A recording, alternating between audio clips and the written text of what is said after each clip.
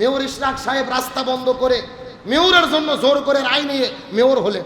এতদিন আমরা বললাম যে নির্বাচন হলো অবৈধ, হাসিনা যত নির্বাচন করতে সব কি অবৈধ। এখন বলেন তো অবৈধ যদি নির্বাচন হয় মেয়র কি বৈধ হয়? কথা কন না কেন? আচ্ছা বাবা যদি অবৈধ হয় সন্তান বৈধ হয়?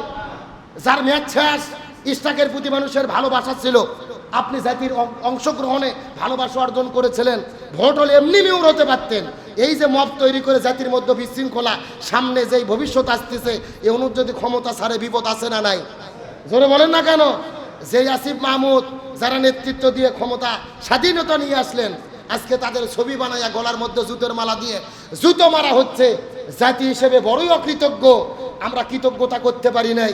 যাদের মাধ্যমে স্বাধীনতা পাইলাম তাদেরকে গলায় মালা দিচ্ছি। ভালো করে জেনে রাখেন, যেই জাতি বীরকে সম্মান করে না ওই দেশে নতুন করে বীরের জন্ম হয় না। যেই জাতি আলেমকে সম্মান করে না ওই দেশে নতুন করে আলেমের জন্ম হয় না। যেই দেশে শহীদদের সম্মান করা হয় না ওই দেশে নতুন করে কেউ শহীদ হতে চায় না। সুতরাং ভেদাভেদ ভুলে যান, যেহেতু ঐক্য ঠিক রাখেন, দেশের জন্য ইসলামের জন্য এক থাকার দরকার আছে না নাই? আর যদি অহংকার করেন পতন হতেই হবে। তার কারণ পতন অহংকার করলেই পতন হবে। কার কথা? আরো জোরে বলেন। আমার বন্ধুগণ, মুসলমান ভাইরা গভীর মনোযোগ। এই জন্য রাসূল বললেন তোমরা তিনটা জিনিস থেকে দূরে থাকো। জোরে বলেন কয়টা? এক নম্বর হলো লোভ, দুই নম্বর হলো হিংসা, আর তিন নম্বর হলো অহংকার।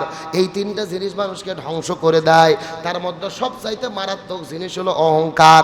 আপনাদের কথা বললাম, এই জায়গায় কি শেষ? আলেমদের বিরুদ্ধে লক্ষ্য করে দেখেন, এক আলেম আর এক আলেমকে দেখতে পারে না, এক হুজুর আর এক হুজুরকে দেখতে পারে না। বড় মসজিদের ইমাম মনে করে আমি বড়, ওই ছোট মসজিদের ইমামে কি জানে? কতক্ষণ নাকা একজন বড় মসজিদের খতিব বগুড়া শহরের, ও চিন্তা করে সাজাপুর এলাকার ছোট মসজিদের ইমাম ও কি জানে আমি বড়।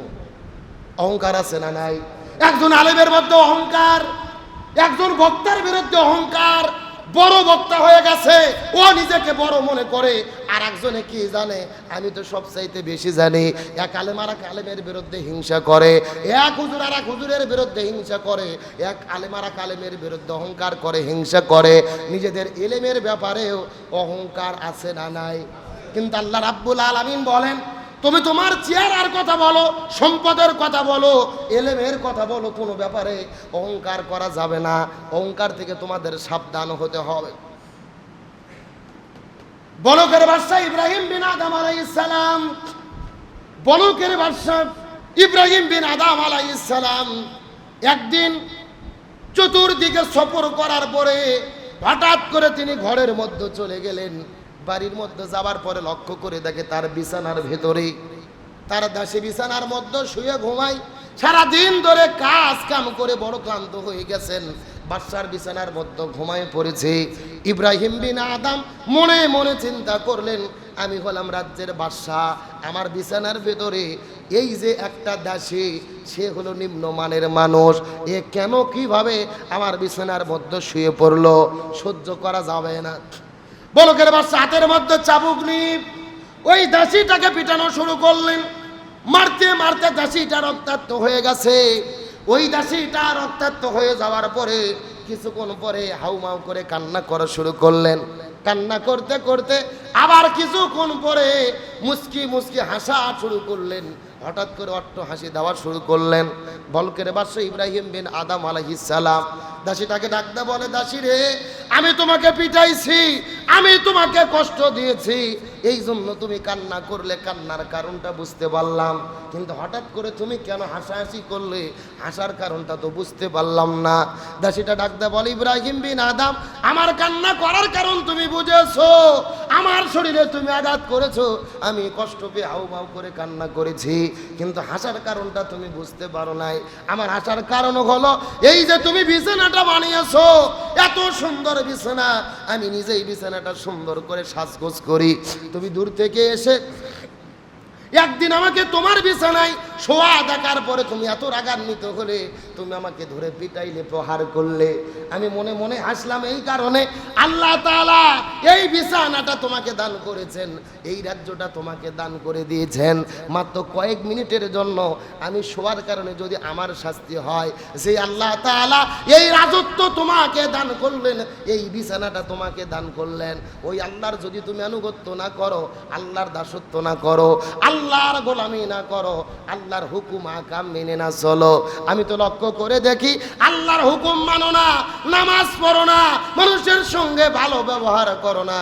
তুমি আমাকে মেরেছো, এই জন্য আমি কষ্টকে কান্না করেছি।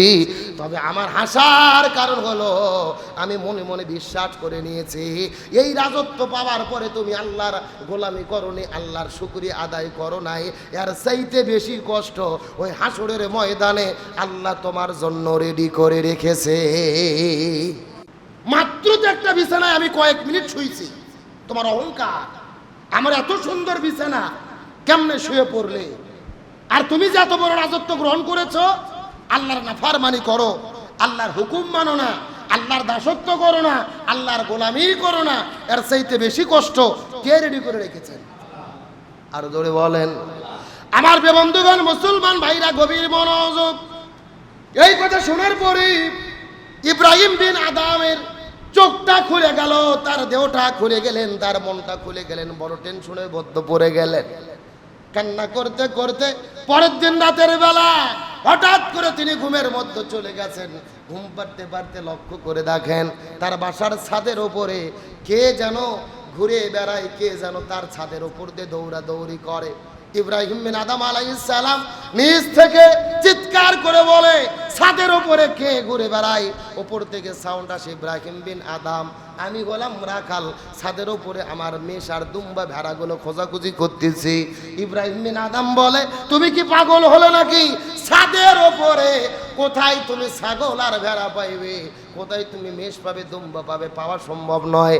রাখাল ডাকতে বলে, এই ইব্রাহিম বিন আদম, ছাদের ওপরে ঘোরাফেরা করে যদি আমি মেষ আর দুম্বাগুলো খুঁজে না পাই, তুমি ঘরের মধ্যে বসে থেকে আল্লাহকে কেমনে খুঁজে পাবে?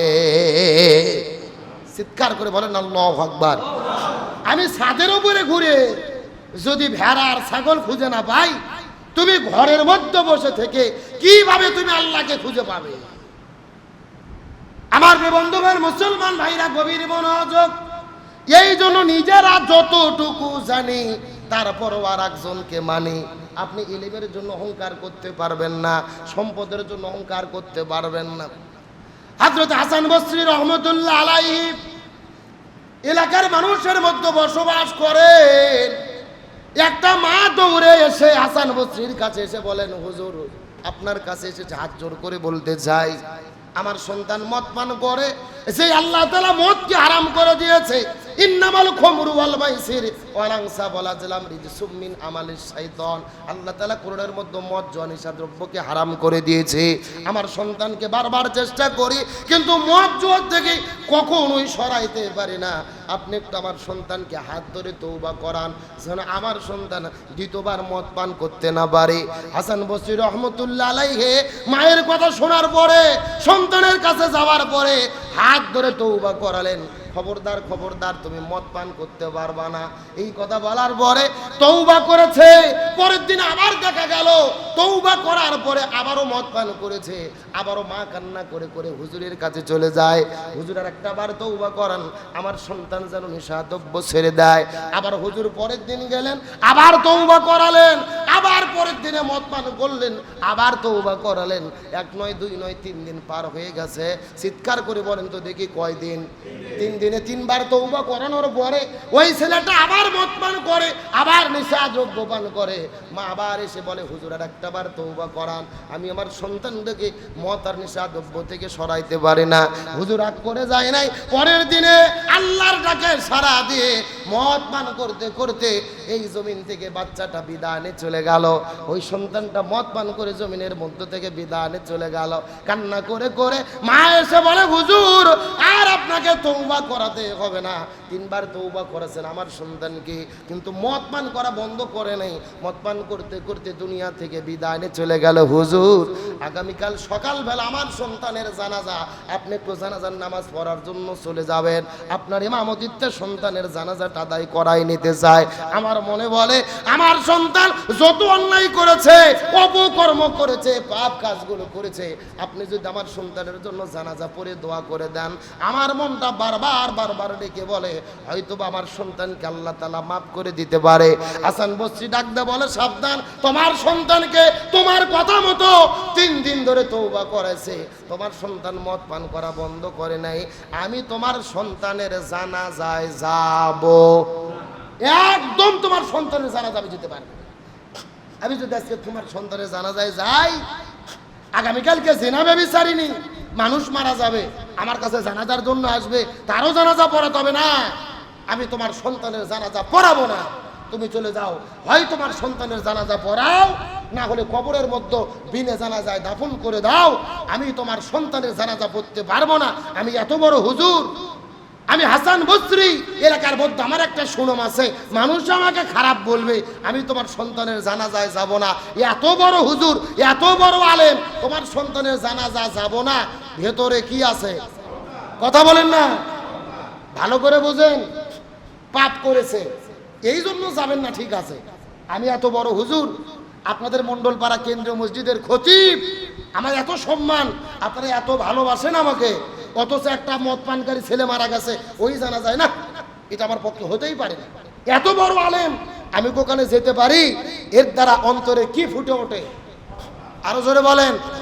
আর অহংকার হলো কিসের মূল, আরো জোরে বলেন না, ধ্বংসের মূল, পতনের মূল। যারা যুগে যুগে অহংকার করবে তারাই ধ্বংস হবে, সে যত বড় প্রধানমন্ত্রী হোক, যত বড় নেতা হোক, যত বড় খেতা হোক, আর যত বড় হুজুর হোক না কেন, অহংকার করলে তার পতন ঘটায় দেবে কে, আরো ধরে বলেন।